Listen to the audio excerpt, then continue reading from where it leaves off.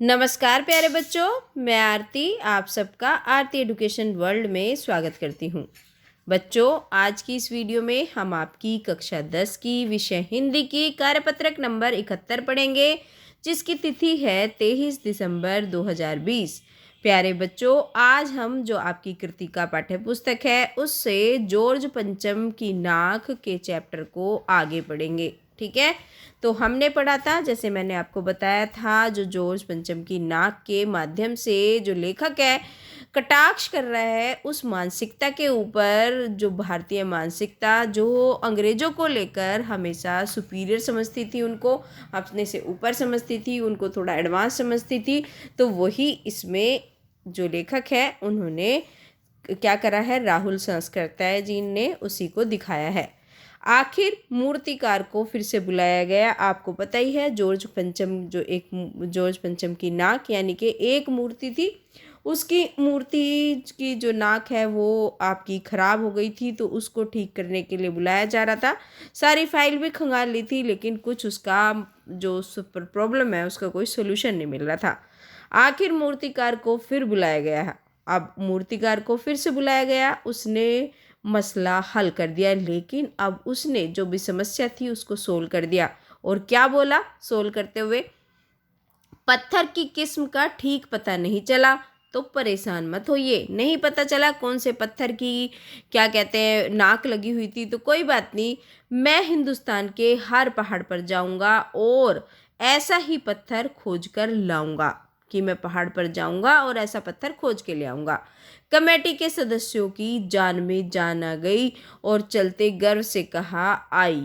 सब सभापति से ने चलते, ऐसी क्या चीज़ है जो हिंदुस्तान में मिलती नहीं। मतलब अब वो घमंड कर रहे हैं, वो सभापति बोल रहा है कि अरे भाई सब कुछ मिल जाएगा, यहाँ तो हर चीज़ इस देश के गर्भ में छिपी हुई है, ज़रूरत खोज करने की है, खोज करने के लिए मेहनत करनी पड़ेगी, इस मेहनत का फल हमें मिलेगा, आने वाला ज़माना खुशहाल होगा।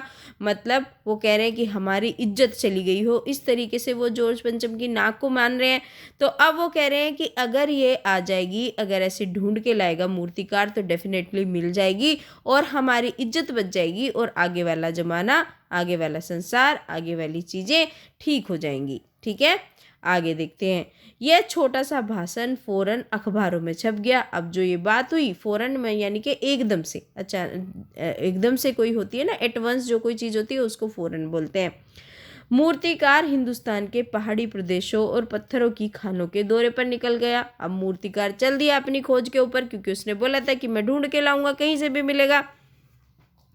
कुछ दिन बाद वह हताश लौटा, लेकिन क्या हुआ, कुछ दिन बाद उसे तो खाली हाथ लौटने पड़ा।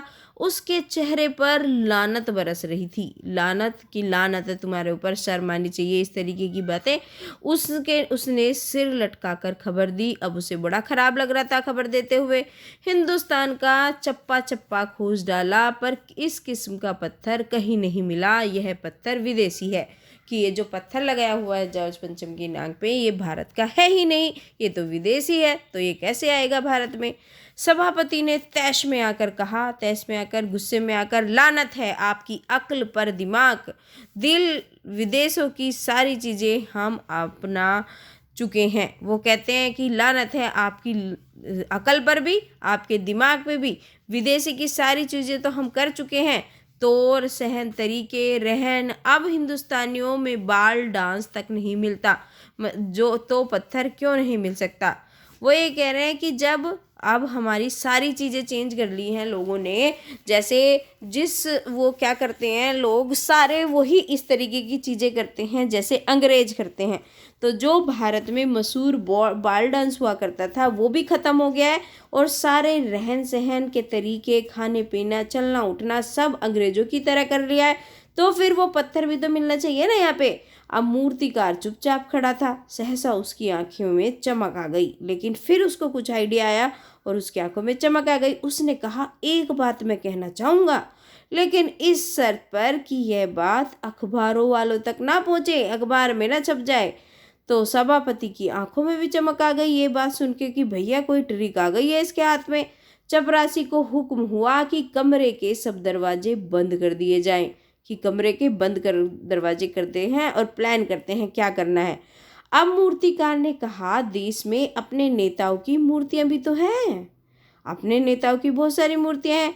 अगर इजाज़त हो और आप लोग ठीक समझें तो जिसकी नाक इस यानी कि उस मूर्ति पर फिट बैठेगी, मेरा मतलब है तो लाट पर ठीक बैठे, उसे उतार लाया जाए।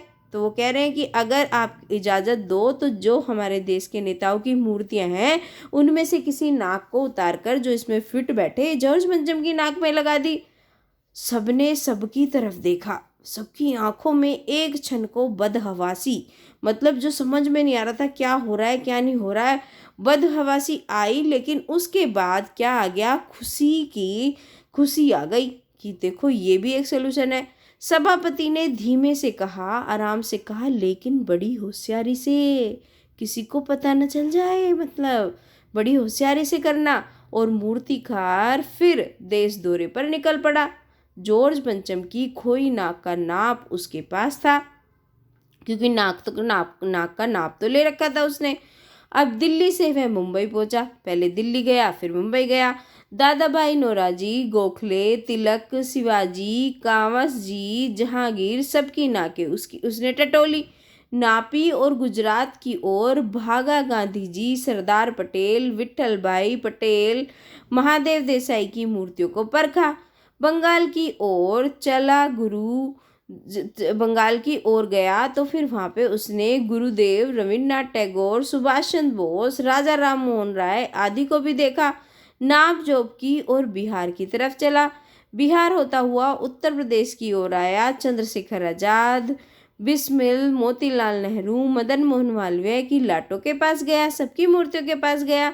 घबराहट में अब वो मद्रास भी जा पहुंचा, सत्य मूर्ति भी देखा। मैसूर, लाला लाजपत राय, भगत सिंह की लाटों से भी केरल आदि सभी प्रदेशों का दौरा करता हुआ पंजाब पहुंचा। सामना हुआ, आखिर दिल्ली पहुंचा और उसने अपनी मुश्किल बयान की। पूरे हिंदुस्तान की परिक्रमा कराया, सब मूर्तियां देखाया, सबकी नापों का नाप लिया, पर जॉर्ज पंचम की इस नाक से सब बड़ी निकली। मतलब वो जॉर्ज पंचम की नाक तो छोटी थी, वो बड़ी थी।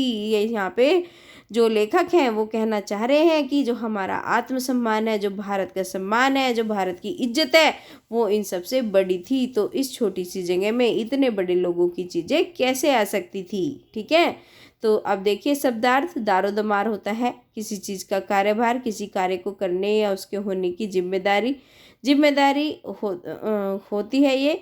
और जो फौरन होता है तुरंत, यानी कि तभी तभी, जो हमने अभी आपको बताया था बदहवासी, यानी कि जब समझ में ना आए क्या हुआ क्या नहीं हुआ। ठीक है, चलिए अब कर लेते हैं इसके क्वेश्चन आंसर्स। इसमें केवल 5 आपके प्रश्न उत्तर दिए गए हैं जो आप आसानी से कर लेंगे। आपके इसमें से ही हैं जो आपने अभी पढ़ा, जॉर्ज पंचम की नाक का जो ये एक्सट्रैक्ट पढ़ा, इसी में से आपको वो क्वेश्चन के आंसर करने हैं। पहला प्रश्न दिया गया है आपकी वर्कशीट में, मूर्तिकार हिंदुस्तान के पहाड़ी प्रदेशों के दौरे पर क्यों गया और हताश क्यों लौट आया। तो आप बिल्कुल अच्छे से जानते हैं, मूर्तिकार हिंदुस्तान के पहाड़ी प्रदेशों के दौरे पर जॉर्ज पंचम की नाक के लिए पत्थर लेने गया था और उसे कहीं भी इस किस्म का पत्थर न मिलने की वजह से वह हताश होकर लौट आया था, है ना। और प्रश्न नंबर 2 में पूछा गया है, मूर्तिकार ने गुप्त रूप से क्या सुझाव दिया। तो आपको पता ही है क्या सुझाव दिया था। मूर्तिकार ने गुप्त सुझाव दिया कि देश में अपने नेताओं की मूर्तियां भी हैं, अगर इजाज़त हो तो आप लोग ठीक समझें तो जिसकी नाक, मेरा मतलब है लाट पर ठीक बैठे, उसे उतार लिया जाए। ये सुझाव दिया था मूर्तिकार ने। ये हो गया प्रश्न नंबर 2 का उत्तर।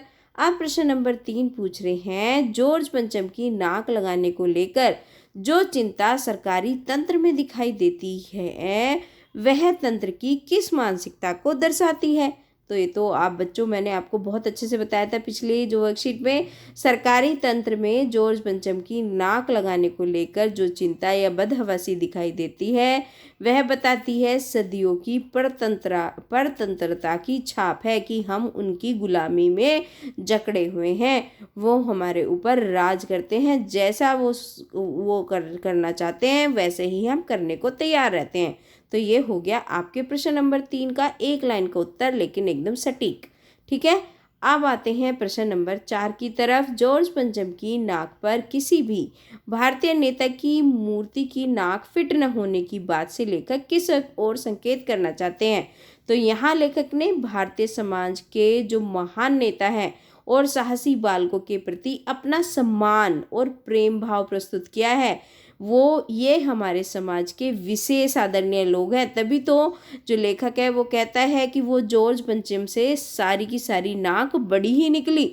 तो वो अपना आत्मसम्मान, अपना प्रेम भाव प्रस्तुत कर रहा है उन आदरणीय नेताओं के प्रति।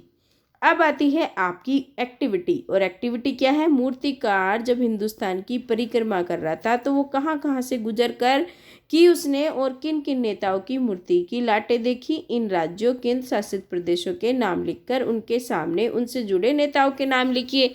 तो जो आखिरी वाला था उसमें सारे नेताओं के नाम लिखे हुए हैं बच्चों। ये देखिए यहाँ पे, ये आपका ये वाला पूरे के पूरे यहाँ पे सारे नेताओं के नाम लिखे हुए हैं। आप इनको सबको लिख सकते हो, और मैंने आपके लिए उत्तर लिखा है, इसको लिख सकते हो। यात्रा के दौरान मुंबई, गुजरात, उत्तर प्रदेश, कोमा जरूर लगा लेना प्यारे बच्चों। गुजरात, उत्तर प्रदेश, बिहार, तमिलनाडु, पंजाब तथा दिल्ली आदि स्थानों पर गया। वहाँ दादा भाई नौरोजी, गोखले, तिलक, शिवाजी, सरदार पटेल, सुभाष चंद्र बोस, चंद्रशेखर आज़ाद, भगत सिंह तथा लाला लाजपत राय इत्यादि की मूर्तियों को देखा। उत्तर प्रदेश में मोतीलाल नेहरू, चंद्रशेखर आज़ाद, बंगाल में रविन्द्रनाथ टैगोर, सुभाष चंद्र बोस, आपका बिहार में राजेंद्र प्रसाद, जयशंकर प्रसाद, जयप्रकाश नारायण, मुंबई में दादा भाई नौरोजी, गोखले, तिलक, शिवाजी, पंजाब में भगत सिंह और लाला लाजपत राय इत्यादि। तो बच्चों ये थी आज की आपकी अच्छी सी, आसान सी, बढ़िया सी वर्कशीट। आशा करती हूँ कि आपके लिए वीडियो हेल्पफुल रही होगी। तो बच्चों अगर आपको मेरा पढ़ाया हुआ अच्छा लगता है, समझ में आता है, तो अपने सारे दोस्तों के साथ शेयर ज़रूर करा करो। जो बच्चे नए आए हैं चैनल पर, सब्सक्राइब कर लें चैनल को विद नोटिफिकेशन बेल, जिससे वीडियो की नोटिफिकेशन उनको सबसे पहले मिल सके। अपना एक प्यारा सा कमेंट डालना बिल्कुल ना भूलें। Thank you students.